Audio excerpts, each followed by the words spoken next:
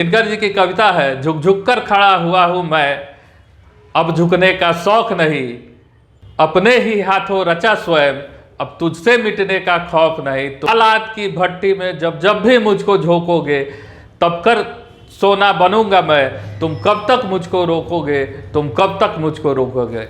आज का वीडियो हम लोग शुरू करते हैं, जिसमें सेकेंड फेज के बहाली में आपको पता होगा कि 6 to 8 का मेजर बहाली है। कुछ सीटें 9-10 की है, कुछ सीटें 11-12 की भी है। कुल मिला के 70,000 सीटों पर इस बार बहाली होने वाली है। वैसे अगर मेरी माने तो यह बहाली लगभग 1 लाख सीटों पर जाएगी। लगभग 1 लाख सीटों पर इसको लगभग 1 लाख सीटों पर एडवर्टाइजमेंट आने की संभावना है। आज के वीडियो में हम लोग बात करेंगे कि कौन लोग बीपीएससी ट्री के फॉर्म को भर सकते हैं।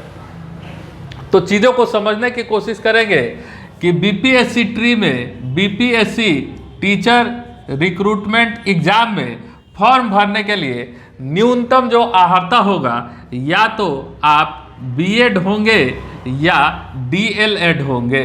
डीएलएड वाले भी इस बार भी फॉर्म भर सकते हैं, क्योंकि बहुत सारे डीएलएड वाले जो ग्रेजुएशन करते हैं वो 6 to 8 के लिए, बहुत सारे डीएलएड वाले 6 to 8 के लिए एलिजिबल होते हैं।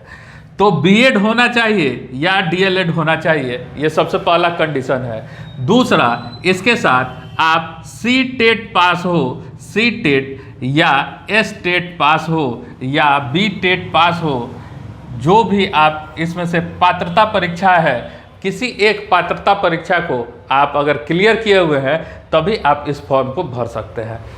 सी टेट में 2 पेपर होता है। एक पेपर होता है पेपर 1 to 5 के लिए होता है, और एक पेपर होता है पेपर 2 जो कि 6 to 8 के लिए होता है।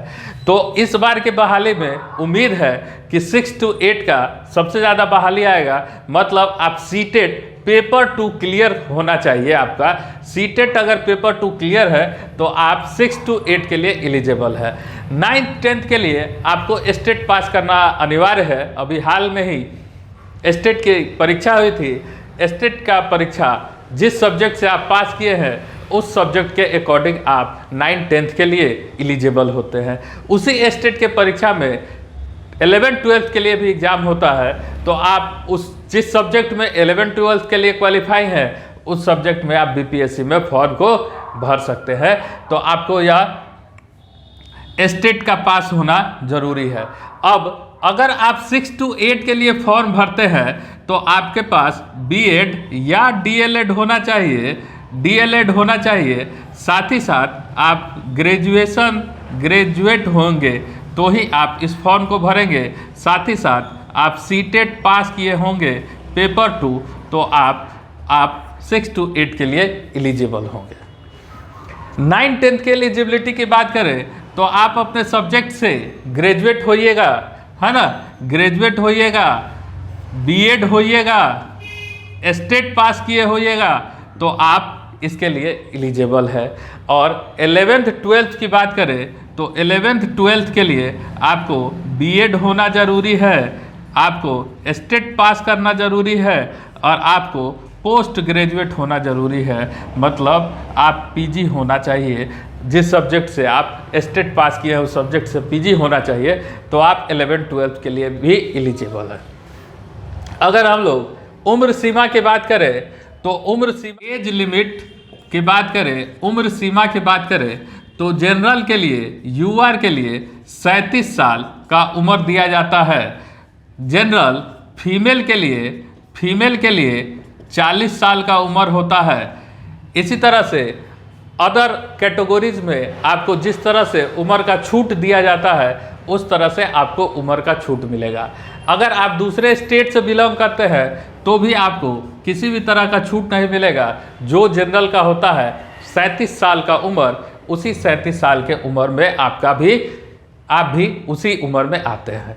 अब बीपीएससी का हम लोग अगर सिलेबस की बात करें कि सिलेबस क्या है, तो चाहे 6 to 8 हो, चाहे 9th-10th हो, चाहे 11th-12th हो, बस सवाल के लेवल जो है वो ऊपर जाएगा।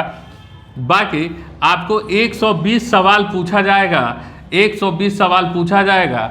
और पिछले बार भी एग्जाम से पहले निगेटिव मार्क्स को हटाया गया था कि चूंकि पहला एग्जाम है इसलिए निगेटिव मार्क्स को हटा दिया जाएगा। अब अगला बार इस बार निगेटिव होगा कि नहीं अभी कंफर्म नहीं है। आपको 2 पेपर देना होगा। एक पेपर होगा आपका लैंग्वेज का, एक पेपर होगा लैंग्वेज का और दूसरा पेपर आपके सब्जेक्ट से रिलेटेड होगा। लैंग्वेज के पेपर में 75 सवाल हिंदी के होंगे और 25 सवाल इंग्लिश के होंगे। बहुत ही साधारण स्तर का इस बार लैंग्वेज का सवाल पूछा था, लेकिन फिर भी 10,000 बच्चे इसी लैंग्वेज के पेपर में फेल किए हैं, जैसा कि आयोग का कहना है।